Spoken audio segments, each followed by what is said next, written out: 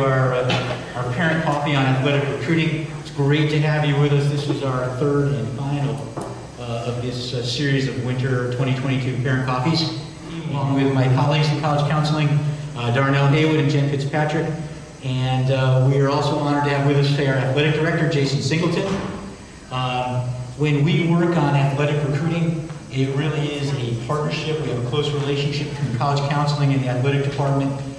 It's so important that we are working together to take care of all the considerations that are in play for the kids. And one of the things we've learned over the years is that the recruiting process is not always so simple. Don't mean to sound scary at the outset, but there can be a lot of work involved, but there are great payoffs. And in the course of the presentation this morning, you are going to hear more about it. But with that, with no further ado, I'd like to turn the mic over to Jason. Just to talk about the basics a little bit, with recruiting, you do have 3 different divisions, and you also have NAIA. There's also club and intramural opportunities available in college. Some of the biggest differences between Division 1, 2, and 3 are the size. In most cases, Division 1 are the larger schools. There are actually more Division 3 schools than Division 2 and Division 1 schools. Division 1 and Division 2 offer scholarships and partial scholarships.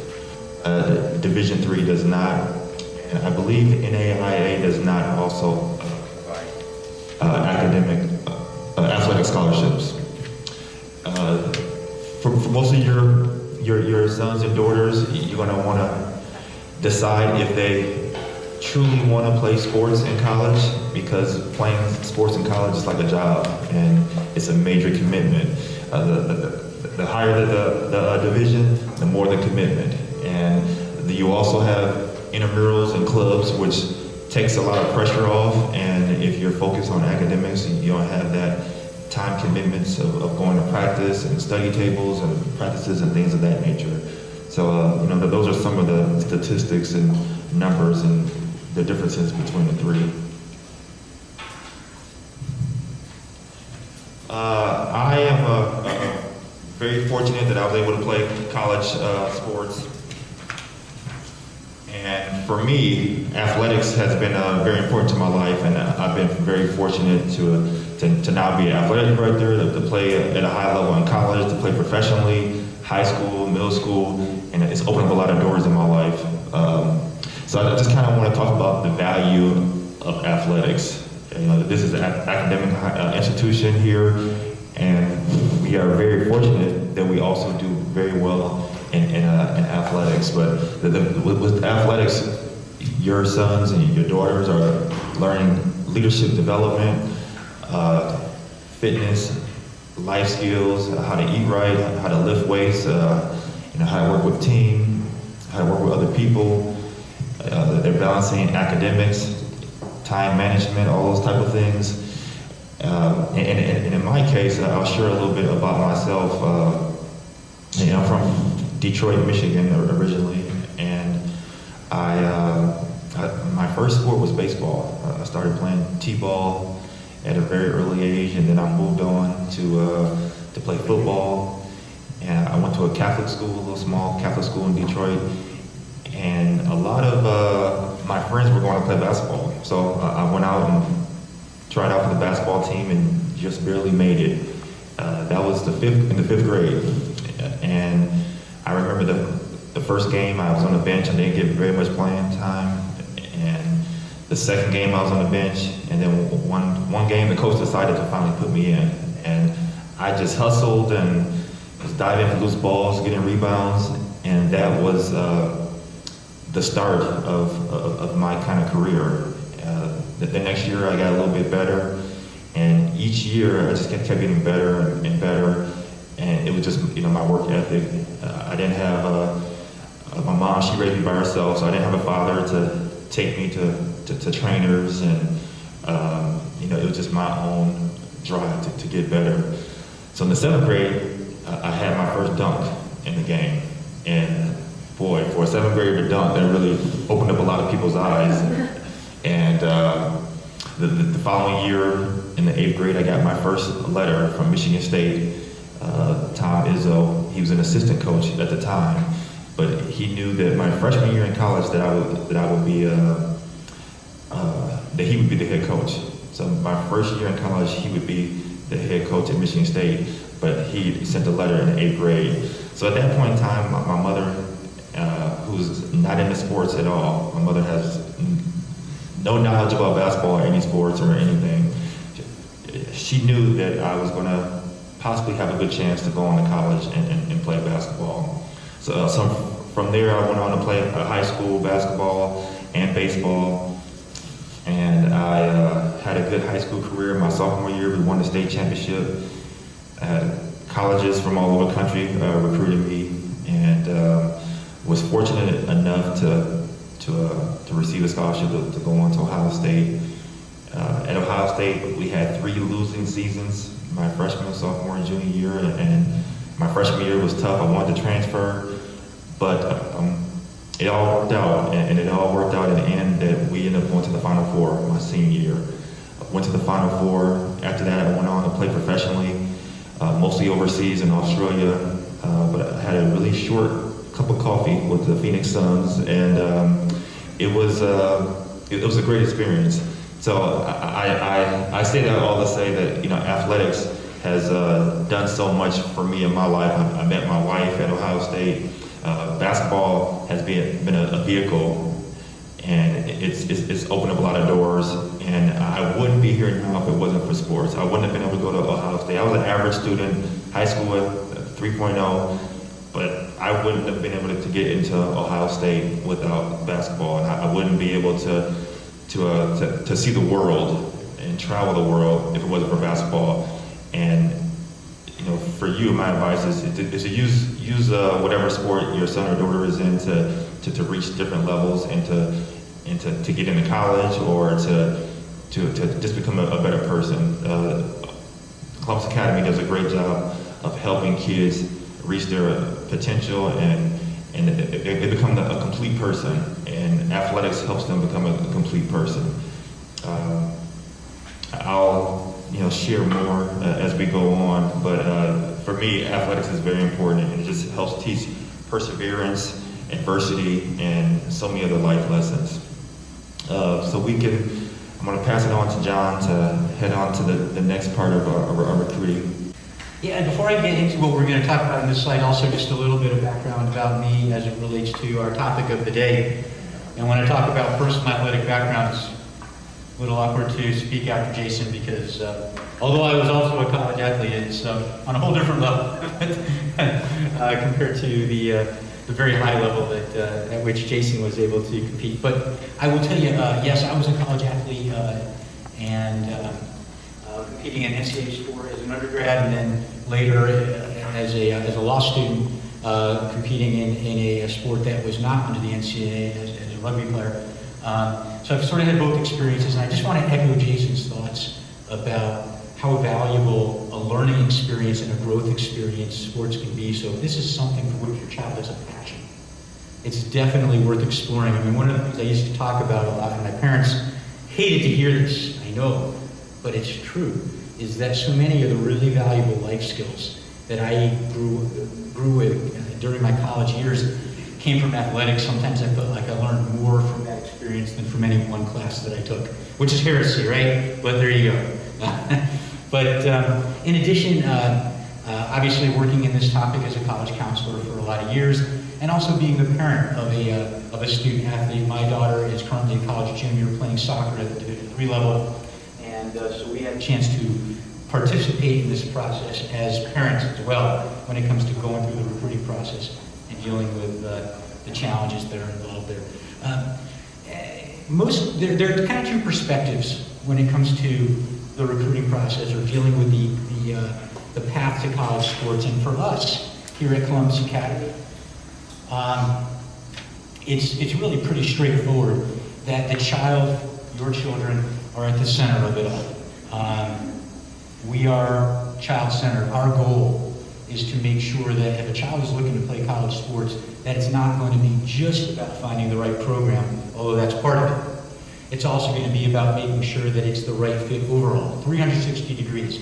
It's got to be the right school where your child is going to thrive in every single way, not just athletically. And when it comes to club coaches, you will oftentimes encounter coaches who have that exact same perspective, and they're there for your children just as we are. But then there are some who are not. And you want to be mindful of this, because there are sometimes club coaches, and I've certainly experienced club coaches who think like us and those who don't, but in some cases they're going to be more concerned with a relationship they have with a particular college that they'd like to push their athletes to, or perhaps they're more concerned about something like being able to publish the program statistics and what's going to look impressive for their program within the circles of that particular sport. And so you really want to make sure that you're being mindful that the approach taken is the right one for your children. Thanks. So some of the early questions to ask, like these can be tough, but you have to have that conversation with the coaches. That's going to allow everybody involved to have a very honest sense of what is the level of play of my child. And we all love our children. We all think the world of our children, but it may or may not mean that they're able to compete at the highest possible level. And so we need to have that kind of feedback. I'll tell you, when my daughter Grace was starting to look at colleges, and she sat down with her coach and said, I would love to go play for Texas A&M. And he said, well, if you want to look at that, I'm not going to tell you don't look. But here's the reality. Your game is not at that level, and if it was, and they were interested in you, they would have talked to you a year ago. At this point in your junior year, their roster is done, subject to a rare exception. And so it's important to have those kind of candid conversations, and sometimes it's hard news. Sometimes it's not, but that's really important. So you're asking, am I strong enough as an athlete? Am I fast enough? Am I big enough? If I'm a football player, do I have the size to be an offensive lineman on that team, realistically? If I'm a tennis player, am I talking about cracking a roster where everybody's 4 inches taller than me and hits the serve 130 miles an hour, minus 100? So these are important considerations. And sometimes it's nuanced. I have a niece who's a swimmer. She has times that are well within the range of a lot of strong Division I programs, and yet, at the very top level of Division III, they're not quite fast enough. Some of the top 2 or 3 Division III programs that compete for championships every year might actually be stronger than a lot of the Division I programs. So sometimes you really got to look a little deeper into what the details are going to be as you look at options. And speaking of swimming is an example of what we call a clock sport, much like running and track. And sometimes that's a beautiful thing when it comes to recruiting, because by contrast to something like soccer or basketball or football, where so much of what's involved is how the coaches read your ability, see your strength. In the clock sports, it's all right there for you to see. The clock does not lie. And so when you start thinking about what are the programs where I might fit in, you can go onto the websites for the different colleges and see how your times compare to theirs. And that is super user-friendly, right? And so here's an example as a case in point. Kenyon and Swanee, 2 Division III programs. Kenyon is competing for national championships every single year. Swanee has a darn respectable program, but they're not at that level. So we picture a female swimmer who's focusing on the 50 free and swims a 26:55, and she can look here at the times and see that she's well off the mark in Kenyon, and so that is not one that's going to be something to pursue as a swimmer. It's just not in that ballpark, and it's good to know that up front. But by contrast, Swanee, with her 26 plus, she's right in the hunt. And that might be one very much worth pursuing. And again, that info is right there to be seen. Very easy. So just a matter of, again, looking at the data. And with that detail, I'm going to pass it over to my colleague, Jen. Jason? Can I add one thing? Yeah, please. Sure. Just going back to what John said. Jason. Sorry, go back to what John said. Make sure your son or your daughter reaches out to our coaches and lets them know what they're interested in and that they want to go on and play in college. And let me know also, we have a lot of people in the room who seem to be interested. And I think out of everyone, I know probably three kids that I know they have an interest in going on to play. But they need to talk to their coaches and myself so we can say, hey, yes, you have a chance, and let's start putting together a plan.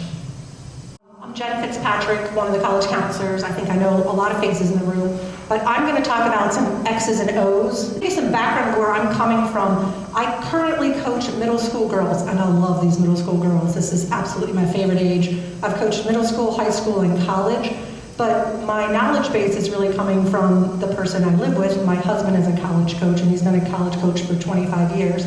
He coaches at the Division III level, cross country and track. Most of our friends professionally are either college admissions people or college coaches, so we have the worst bedtime conversation you can imagine. It's about college admissions and recruiting. But I'm going to tell you some things that are sort of inside knowledge, and we want you to think about these and think about them carefully. When we're recommending some of the things you see on this screen, it's because you need to understand college coaches move around. Most coaches don't go to one school and stay there for their entire careers. Most college coaches have very big networks. They talk to each other. They are friends with other coaches. You want to think about this because when we're saying at your very first step, some of the research we want you to do, when we talk about questionnaires, you're doing a questionnaire because that gets into a coach database that's owned by the college or university, not by that coach. So if the coach leaves, your information still stays at that college or university, versus if you're emailing, that email address dies. Does that make sense? Okay, so some of the first easy things you can do with technology, you can look at rosters. So any parents of lacrosse players, raise your hands, lacrosse players. Okay, so lacrosse players, you can say, all right, sweetie, you want to play lacrosse and you're 5'4", and you weigh 115 pounds soaking wet. Let's look at some rosters. Do they have any 5'4" players at that really good Division I team that weigh 115 pounds? I'm guessing the answer is no. And you might be the fastest, best little lacrosse player in all of Ohio, but if you are the shortest person on that roster by 4 inches, the odds are you're not going to be recruited. So you want to look at a roster where you see yourself. You want to look at where the other players are from. So for instance, there are a lot of tennis rosters where the majority of the roster is international. So if that's happening, that lets you know it's the rare individual that they're recruiting from within the United States. There are lots of things you can pick up from rosters. What positions do they need? If you're the parent of a goalie, and there are 3 freshman goalies on the team, they probably don't need another one for a couple of years, right? They're really easy things to pick up. John talked about times, right? For the clock sports, swimming, track, times and also distances for throwers. That's easy. You can see if you're in there or not. But what Jason was talking about, you've got to talk to your coaches and you've got to look at some rosters and do some early research. You don't just start the process by calling up a Division I coach and walking onto the campus. The questionnaires, and Darnell's going to show you another one in a couple of slides, but this is a sample. This is the Amherst football questionnaire. We're going to show you how to get to this. But when you see this, we want you to know what they're asking for. They'll ask you for your recruiting website, which is typically a huddle link, and we have that software here at Academy. You'll see where they're asking about your height, weight, your 40 time, which position you play. Different sports will obviously ask different things, but we want you to know when we talk about questionnaires, this is exactly what we're talking about. Our juniors are currently doing 15, 20, 30 of these. This is really a sophomore year, junior year thing, not freshman year. Coaches don't want to see freshman year times. They don't want to see freshman year highlights. They want to see what happens when you're really in the thick of your season. Thank you, Vanna White. Okay, so research and technology, other things you want to know about. So we have a lot of coaches, especially the club coaches, who like to pass out templates of emails. Oh, that's so sweet. Don't start with email. The email will go absolutely to the trash email folder of a coach if you're not already in their database. So going and doing that questionnaire, email is a follow-up step. And email is not from mommy and daddy. Email is from the child. It's from the child's email account. You can certainly help your children with this, but it should not be coming from you as a parent. They're not recruiting you, they're recruiting your son or daughter. The Huddle account is something you want to set up and you want to update it with your highlights. Huddle accounts aren't just like focused in on Jason making a slam dunk. It's How is Jason positioned defensively on the court? What's his sense of off-ball movement? So your coaches are going to be really good about telling you your huddle account and some highlights that you should and should not include. How social media can help you and hurt you, this is really easy. Your kids should absolutely follow the teams that they are interested in. They should absolutely follow coaches. So a position coach, for instance, if your child is a defensive back and there's a defensive coordinator on a football team, they should follow that coach. That coach can DM them. Does everybody know what that means? Okay, your kids know what it means. So you can do this as well. You can follow different social media accounts. But just remember that if your child is following them, they can follow back. And that means anything that your child has on their social media, the coach can see. And coaches make decisions, right or wrong. If there's something on there that offends a coach, they could cut your child. Just remember that. It's time to clean that up. So we get a lot of questions on NCSA and some of these other services. The jury's out. I don't think anybody should spend thousands of dollars on NCSA. They have free or very low-cost profiles. Coaches, some of them use them, but not every coach uses these recruiting websites. You can go on and check them out, but don't use these solely. Every sport, and this is why we're talking about having a relationship with your coach, they will tell you, for lacrosse we use this, and for this sport, this is the website to use, but we want you to know about some of these. So camps and tournaments, you could spend thousands of dollars in your entire summer doing these things. Again, different sports have different camps and tournaments that are worth your time and energy and money. Just know that at some schools, the ID camps are pure money makers. They send out 700 invitations. It looks really special. It has a gold sticker. And you're like, they want me. Like, I got to go to this summer camp. Well, they really want your $4,000. You want to go to a summer opportunity where the college coaches are there. They're sort of matching the level of school that your child is looking to play the next level. And you want to see which colleges are attending some tournaments before you decide to invest and go. All of this that we're talking about is the art of self-recruitment. This is your child putting themselves out there. For most athletes, you can't slam dunk in the 7th grade. Jason, that's awesome. They found you. If you can dunk in the 7th grade, you don't need to do any of this. They're going to find you on the courts. But for the average athlete, this is not what we're talking about. All right, so we're going to teach your kids this process. Your coaches are aware of this. But it's a lot of you and your child putting yourself out there and putting yourself out there at the appropriate ways and times to be seen. So I'm doing this without notes. I'm going to ask what I missed, Jason. I just want to talk a little bit more about the Huddle, yes. So Huddle is like a athletic Facebook, and a lot of colleges, coaches are on Huddle, and our kids and coaches are on Huddle. So we have a Huddle account that I'm paying a lot of money for, and we have cameras now. Because of COVID, we have the cameras in all of our gyms, and then we have a new camera on the Hondros turf. So for our football games, our lacrosse games, soccer games, basketball games, volleyball games, all those games are automatically videotaped and stored in Huddle. So if your son or daughter is on a team, that team has a Huddle account, and they can go on and look at all of their games, and they can go on there and make a highlight tape based on all the footage that's in there. So they can create their own highlight tape. It should be fairly easy because the kids can do it, and then they can make that tape and they can send it out to college coaches. Yes, Bert? If a child is doing any activity outside of school, club sport or anything like that, do they have the ability to access Huddle to upload film not taken care of at school?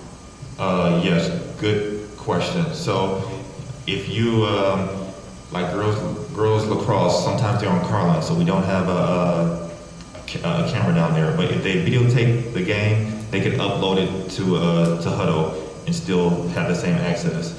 So if your son is doing rugby, I can set up a rugby account, and then you can upload all your video into to the account and make rugby highlight tapes, and then send them out. So you can send them out, and then also sometimes when your kids post things, they coaches can still see it because it's like Facebook, and just kind of post it to their account. Yes. When you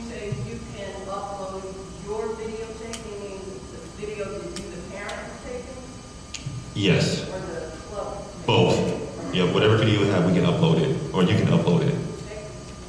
We're going to take questions at the end if you guys can just kind of jot these down. But one thing we wanted to add on this, now that we're talking about Huddle, is when your name gets out there and your contact information for ID camps and tournaments and things, if you're in this process already, you probably know this, you're getting solicited like, hey, we'll make a videotape for you, a highlight tape for $2,500. You don't need that. This is free. Don't spend thousands of dollars on things like that. They don't matter. Coaches aren't looking for professional grade tape. They just want to see some footage of your child playing. They are all used to Huddle, so please use this. Good morning, everybody. I'm Darnell Haywood, and I'm excited to be talking with you about this today. I do just want to tell you all that we made Jason Singleton tell his story. He did not lead with that. That took him to a very uncomfortable place, but we think it's an interesting story and part of you all to get to know this person that's been wonderful in our school.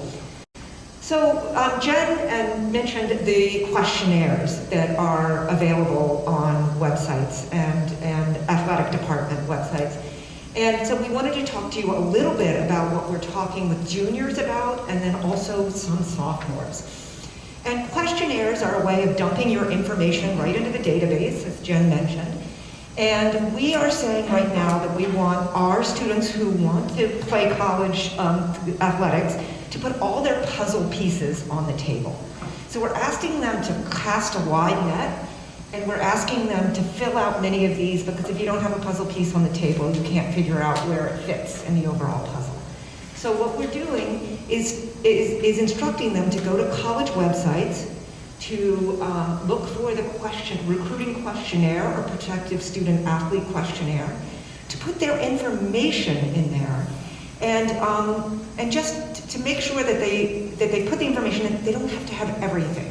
So if your child is looking and it says, what is your SAT score, and they haven't taken it, we don't want them to say, oh, I don't have an answer to that, I'm going to stop filling this out. No, go ahead, submit what's needed on the site, and then that will dump right in the database. There are a couple of reasons that we do this. One, if you think about this from the perspective of a child, if they fill this out and they get something back from a coach, it's confidence boosting. So you don't only go for the schools that you really want to go to, you put your name out in the universe and then have people come back to you.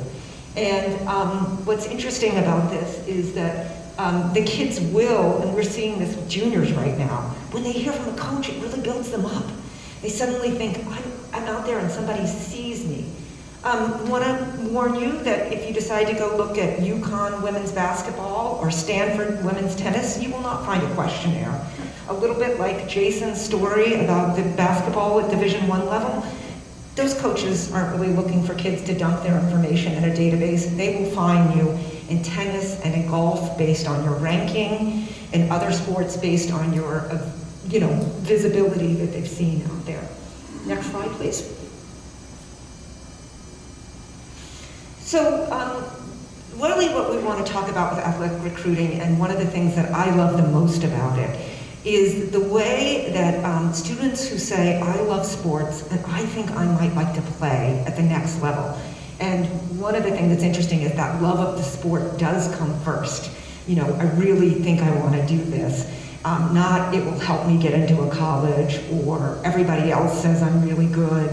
This is, you've got to sort of want it in your heart and in your belly, because it's actually it's a process that takes a lot of perseverance. It takes a lot of work.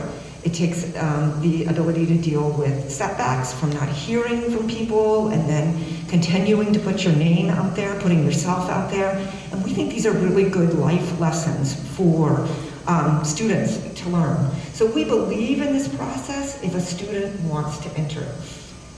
And so we should let you know that this process is really individual, and there's stories for every kid that ends up at the end when we look at who goes on to college.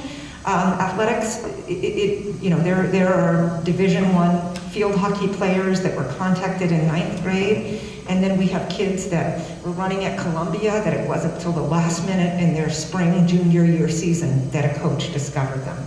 So please be aware that there's no set timeline. and every kid's process differs. The self-promotion piece, this is really, really hard for kids who are 16, 17, and 18. What we want to let you all know is that most of them, although they may be very good at things, really sort of lack some confidence in putting themselves out there. And as the parents, and as the counselors, and as the coaches, our job is to help them so that they believe in themselves when they go out and enter the world. So what we want to tell you is that when we say, fill out a questionnaire, and then they say, that coach didn't get back to me, we say, follow up with an email. You need to think about this from the coach's perspective. Maybe it was a big week for their team. Maybe something was going on in their family. Maybe you sent an email at just the moment that they were going on the first vacation they've been on in 2 years. So what you want to think about is that idea of how you put your name out there. And the way that I look at this is every day I get a flood of emails. Now, I'm not thinking about the kid that I saw in the hallway who didn't send me an email. I'm thinking about the person right before me who did send me an email. And I tell students all the time, if they email me and it happens to be in the evening and I didn't say it, email me again. Hi, Mrs. Haywood, I'm not sure if you saw my email. You know, it's all in the manner and the way that you do this. So teach your children some of those lessons, and we're working with them on that as well. And just know that this is a little bit of a roller coaster ride. I mean, when you are strapping into athletic recruiting, you're going to have highs, you're going to have lows, and you may not know, you're not going to know at the beginning where the journey is going to end. So enjoy this process. Look at what you can find in this that is teaching your child life lessons, and also know that in the end, you're as good as a college coach thinks you are. That some of this is luck and timing in terms of teams and programs, and that when you add in the college athletic recruiting piece, it is best for kids not to lock in on specific schools.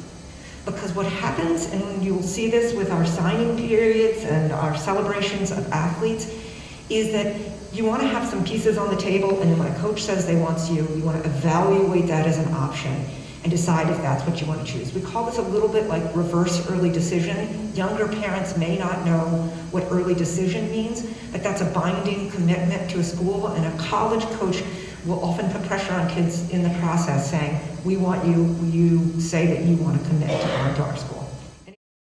What we've learned, I will go on here, and this is something that I have to remind myself of, is that parents are a little bit of the stage managers here, and the kids are in the spotlight. So parents, we do not want to be that first person to go in and meet the coach and shake their hand and say, we're here to visit this school. No, you've got to let your child take the lead. Now you can help with the administrative work here, because it is a lot of work. The keeping up the data, the sheets that you might keep on what coaches you've contacted, who you've heard from, how that all works out. But parents need to step back a little bit, because coaches will be aware of where parents are in the process. Anything else on that? I'll talk a little bit about communication with coaches and walking your kids through this. Your kids are really good at social media. They can text, they can Snapchat. How many of your kids, I'll say mine included, are afraid to like pick up the phone and call somebody? It's this, yes, thank you, I feel validated, I feel seen. They are not used to talking on the phone, whereas all of us in our generation, that's what we did. We had half-hour conversations with our girlfriends after school. This was my life in high school. So I'm telling you this because coaches still want to talk to kids on the phone. That's part of the recruiting process. They will set up a call and they'll say, okay, I'm going to call you at 7:30 on Tuesday night. Your kids need to be ready for that phone call. You may want to rehearse with them. The coach is probably going to ask you about your season. They're probably going to ask you about your interest in the school. And then they're going to say, do you have any questions for me? Here are some questions that you can ask. Tell me how you see me fitting into your program. Am I about the right size for my position? When can I visit campus? Do you have students on your team with whom I can talk? Questions you should not ask are things you can learn on a website. Which other schools do you play? What conference are you in? Those are things your child should know. If they don't know that at the time of a phone call with a coach, it shows that you haven't done your research. Coaches talk to each other, right? So if a coach contacts your child from a school that they are absolutely not interested in, you want to have a conversation with your kids in advance about how do you let somebody down? Like, how do you break up with somebody? Because breaking up with a coach is not breaking up with a boyfriend or girlfriend. We don't do it over Snapchat, and we have a conversation, and we have it nicely. So for instance, we have a really good friend who was the head basketball coach at Hiram College. And he went from Hiram College to Case Western University. And the first thing he did was he started calling recruits who he had in his database from Hiram. And then sometimes people would call him, oh, now that you're at Case Western, I want to go to your school. And he would say, well, you were a real jerk to me when I worked at Hiram. That showed me your character and the content of your character. So if a coach calls you from a school that's not hiring, let's say, thank you so much, coach, I really appreciate it. Right now I'm looking for something a little bit different in the school. I really appreciate you reaching out to me. Please keep me in mind. You want to think about these things in advance, not on the spot, because the kids just aren't good at this on-the-spot conversation. That's what I wanted to talk about, a little about the coach's perspective, and pass over to John and Jason. Jason, you want to go next? Little tidbits. Yep. We'll talk a little bit later about the eligibility center and the requirements, but you do want to reach out to college coaches. You want to email them. If you get their number, you want to call them. If you're on Twitter, you want to follow the coaches, follow the programs that you're interested in, and they may follow you back. But what I want to say is, if they do reach out to you, or if you get a hold of them, ask them questions. Ask them what tournaments are they going to in the summer, or where are they going to be recruiting at. So then that way you'll know, okay, this is a tournament that I should be at because this school is going to be at that event. So once you get a hold of a coach, if you can talk to them or email them, have a dialogue. Feel free to ask them lots of questions. I didn't mention it in my story about myself. When I was in the 8th grade, I got my letter from Michigan State, and then a lot of high schools wanted me to go to their high school. So that was a challenging decision. Okay, what high school am I going to go to? What I did was I called Michigan State and I asked them what high school I should go to, and they suggested the school Aquinas. It was a Catholic school. It was a small Catholic school, but they suggested that I go to that school. So then I'm going to that school. But the point of my story is sometimes the college coaches will be helpful and they'll tell you, hey, you should go to this event, you should check out this showcase, this is where I'll be. So just try to have as much communication. And some of those conversations may be in a DM of Instagram or Twitter. Just two more things to mention. One, if you are visiting a college campus and you have filled out the questionnaire and the coach hasn't gotten back to you, go walk around the athletic facility. See if somebody's there who's able to talk to you. You never know. Serendipity may work. You may find a coach there. You may have someone to talk with. And a really, really big lesson that we learned this fall. If we are asking your students to fill all of this out, to email coaches, they better be checking their emails and emailing coaches back when they contact them. I cannot tell you how much this was a source of frustration for us with some kids. They'd done all these steps, and then it was just sitting unopened in the box. So this is, you are saying, I really like you, I'm really interested, and then you move on to what's going on at school and you don't answer back the coach. They need to get used to checking their email, to responding, and this is a lifelong lesson. We're still struggling with our oldest child. So just had to mention that. Okay, next, John. Anything else? Yeah. So a couple things to add about our lessons learned, things we've learned. First is, as you gathered probably, one thing that can be really important is the opportunity to get to a prospects camp, an ID camp with a coach.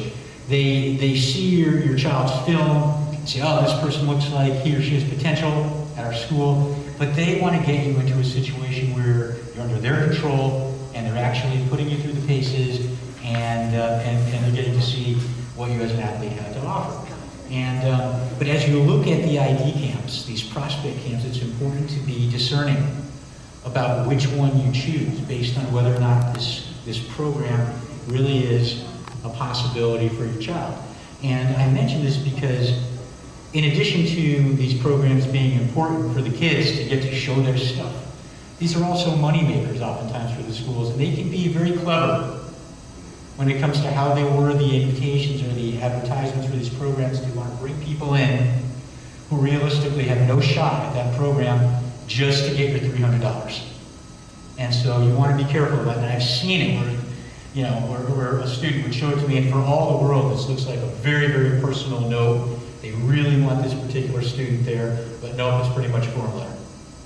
So just be careful about that. Another thing I want to mention is when it comes to feedback from the coaches, and keep in mind that it's not always going to be the same in terms of how they handle things. So, for example, student approaches the school. It happens to be a very selective school, admissions-wise, and the school says, "Hey, we're interested, but you know, we really don't want to engage with you until the end of your junior year when we get to see that full year's worth of grades."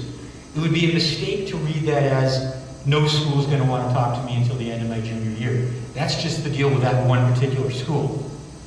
So continue to engage early and often with colleges, despite the fact that some are going to want to hold you off for a while. Okay. And last thing I would add is keep an open mind. And a very quick story about this is my child went on a recruiting tour, went on a tour to colleges, exclusively places that had been recruiting her. And the very first stop was a school that had been recruiting her probably the most. And it was a good visit. And as we wrapped up that visit, basically she said, "You know what, we can go home now. This is where I want to go."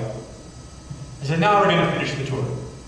And 2 stops later, she found one that she liked better, where she said, "You know, if I could pick my siblings, these would be them." That team. And so, you know, again, keep an open mind. All right. Can we talk about one thing on the rest? Can you go backwards? Sure. Okay, so one thing we wanted to know about, and these early reads from admissions and financial aid, especially at the Division III level, we see this a lot at NESCAC. NESCAC is the New England Small College Athletic Conference, Bates, Bowdoin, Colby, those schools, Trinity, Hamilton. I'm going to miss some, so I'm going to stop. NESCAC schools, really selective Division III schools.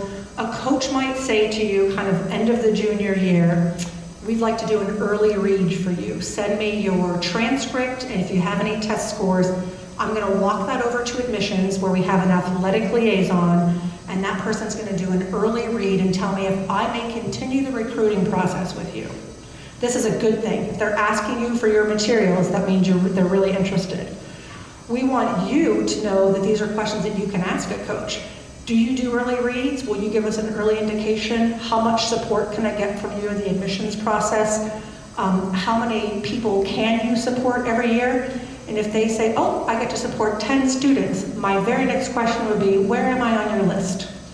Am I in the top 10? Am I in those 10? Am I 15? Can you tell me when I move from 15 to 10? You don't want to waste your time and energy and love on somebody who doesn't love you back, right? These are fair questions to ask. My husband asks kids these questions all the time, and we tell our students to ask the coaches all the time. So we just want you to be aware of that. The early read is actually really helpful. If they say, "We have the green light," okay, that's great. That means you're probably going to be admitted if you apply early decision. A coach has more power at the Division III level than most people really know. And we want to be very clear and very frank about that. Okay, John. Okay.